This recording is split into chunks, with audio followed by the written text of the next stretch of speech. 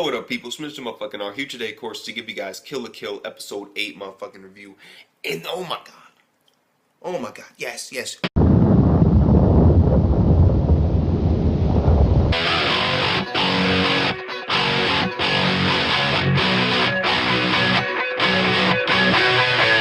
You already know what the fuck this title's gonna be. These motherfuckers chose Darwinism. Yes! Survival of the fucking fittest. And you can even tell because they fucking just changed it by moving the S in front of the L instead of putting a space. Like, yeah, they legitly just switched the S and the space. That's what they did. Basically, it's called Natural's Election. Which actually somewhat makes sense because they're taking, like, natural, talented people, like the Naturals, and they're doing an election to see which one of them is going to become the strongest. But it's more of a death match, so it's more like natural selection, survival of the fittest. I'm like, yes. Like, they're ripping it off. I'm like, yes, fuck it, why not? And it's just a crazy ass fucking fight. Like, they're looking out the windows, fucking, she's like, yeah, you're all your own person. You're fighting for yourself. Like, yes, go for it.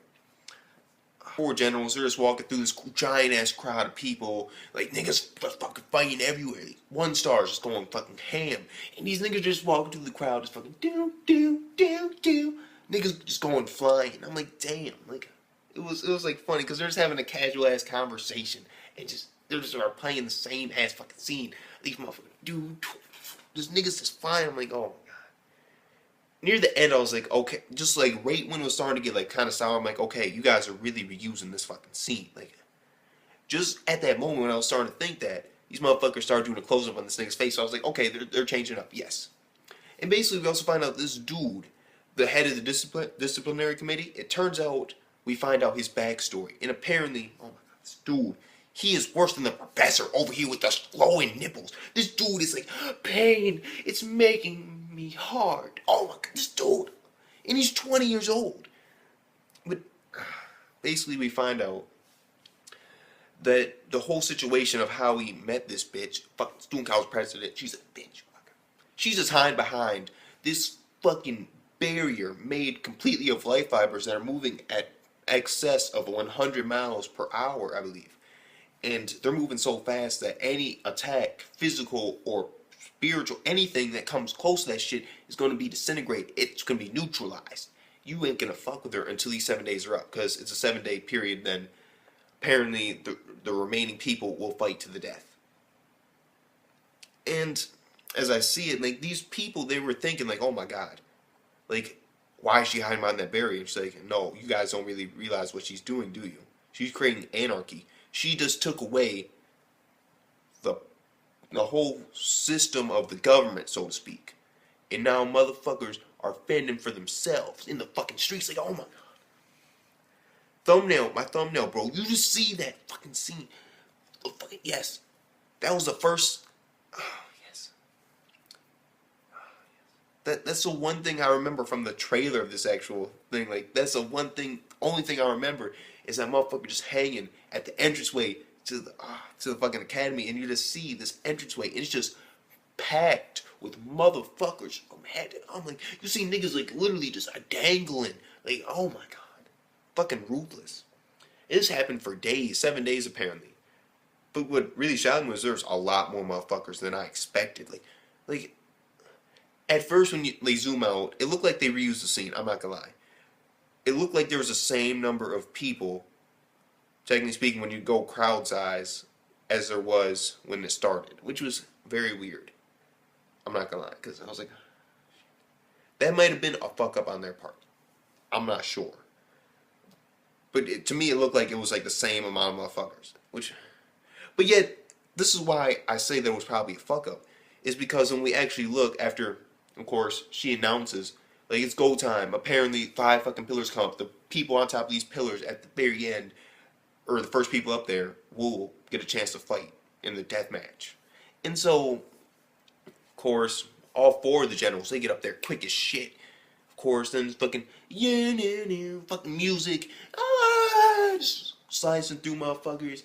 And then she just running up like, oh my god, fucking wall run. Like, yes, like oh my god, she was fucking dashing up that shit, yes. That was the shit. I was like, yes. Gave me that old nostalgic feeling from Naruto when that used to actually be cool as shit. Like, yes, like this motherfucker's running up a wall, it looks epic. I'm like, yes. Like, oh, yes. Just fucking yes. I love that scene. I just loved it. She makes it to the top, of course. But the whole thing about it was, when they pan out, you see like these small little groups of people, and that's like it. And so I'm thinking that they fucked up the animation, or they just didn't have enough time, and so they rushed the scene. That's the only thing I can think of, because that was a giant ass group of motherfuckers. Like, of course it was black dots and stuff, but it was the same. It looked like it was the same scene that they used in the beginning when they panned out to show this giant ass crowd. It looked like the exact same thing. But then when you look at these 5 pillars up, they're just like a small little group of people just circled around them that are fucking dead apparently, or knocked the fuck out. I'm assuming dead. Like, fuck it, why not? It's kill for a reason, because niggas get killed. The biggest part of this episode though was this motherfucker. Just his backstory. Oh my god. And he's apparently gonna be the first one to fight her. And she just goes powers the fuck up, like, yeah, dude. And we also see exactly how her father died, in a sense. In a sense. And I'm not gonna lie, I laughed. I can't lie, I laughed. Not because he died, no. It's because the last words he said to her were, wait, where are you going? I have more to tell you. That was fucking hilarious. He's like, don't chase after her, I have more to tell you. And she just fucking chases after him. I'm like, oh my god. It was fucking hilarious. That's fucking irony right there. Basically, she goes back there with Mako, my favorite fucking character in this anime. Oh, yes. Yeah. She's always doing mad random shit. Yes. And the analogy they used was, like most people, they live life like at a fucking red traffic light. Basically meaning that while they're driving along, they just constantly hit these stop points. Because this bitch is singing a song in this nigga's caddy. Oh my god. Oh my god, that was fucking hilarious. Oh my god.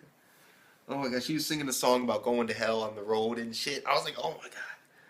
She just fucking... I'm just like, yes. That's Mako. That's Mako right there, motherfuckers. Mako. Yes. Best character of the series. I'm sorry, Ruku. You may be badass as shit, but Mako, she has comedy factor with her. She isn't just like, fight. Oh, my father. Like, yeah. It's kind of sort of cliche in a sense, but I don't know, fucking why not. Mako, she's just my favorite character. Riku, she's a second, yes, of course. Professor Dude is definitely a third, just because of how weird this dude has glowing nipples. Like, no. Just for that reason. Just for that fucking reason. Just for that surprising factor. Just a shock factor for that one moment. Just bumped his ass up to 3. Like, yes. Singing in the fucking song. And the analogy that they used was basically, Mako, she lives her life like at a yellow light. She's just going through. But she proceeds with caution. Basically, the fucking airsoft team and the automotive team the fuck up, and they just start fucking shooting this nigga's caddy. And I was like, oh my god, this nigga's about to get pissed off and just like do a crazy power up, isn't he? He didn't. That surprised me. Like, I was like, oh shit, he didn't power the fuck up. Like, you fucked up my car. He didn't say that once. Nigga, you just got a new car. You're 20 years old, and apparently you just got your license. And you're in fucking 11th grade. What the fuck? This dude. I'll get into his backstory later, but fuck it. This dude, oh my, he's fucking weird as shit. Like, oh my, this dude's like just getting mad pelted with like fucking explosion. Like, yeah, he takes it. He just tanks the shit. And then he goes into like his Goku uniform. He goes into his form.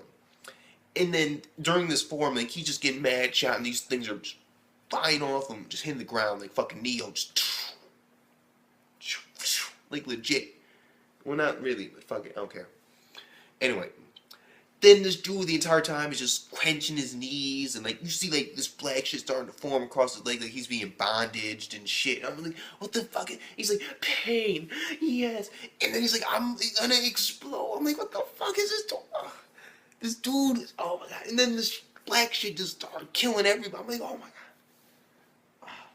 And basically you find out the whole story, which is basically he back in junior high in 8th grade. Because I'm speaking, of course, American-wise. Yeah, they call it like 3rd year junior high. And basically, for us, it'd be like 8th grade. 8th grade, this dude basically was the head of student council. And then the first year, the 6th grader came in, badass bitch. Yes. She saw what was happening. Apparently, she set up a trampoline when this dude was about to kill himself because these 2 other motherfuckers apparently using their parents' wealth. Darwinism and corruption and kill people. Kill at its finest. Let's give it a clap. Anyway, that was fucking dumb as shit. What the fuck is wrong? I don't care. I don't care. Anyway. Basically, you find out that after he saw her power, and basically she explained, like, no, I'm not just using my parents like these 2, because they just sound like a group of people. I'm surprised that they didn't get fucked up. Like, we didn't see him actually get fucked up, those 2 people. But apparently, this bitch just came in, took the fuck over, like, bought out the companies, got niggas arrested on bribery, her police chief father, like, yeah. And how it basically proceeded was, he saw this strong person, she's like, yes. It's like, no, I don't use my parents' power. That power becomes mine. I absorb all power. She's going through this crazy ass fucking shit. I'm like, bitch, you're power hungry. Like, that's what you are. You're the definition of power hungry. And fuck it, why not? And basically after that, he became her fucking slave dog. And he waited 2 fucking years for her to graduate. You know, from junior high so he could join her in high school, which is creepy as shit. Like, he's 20.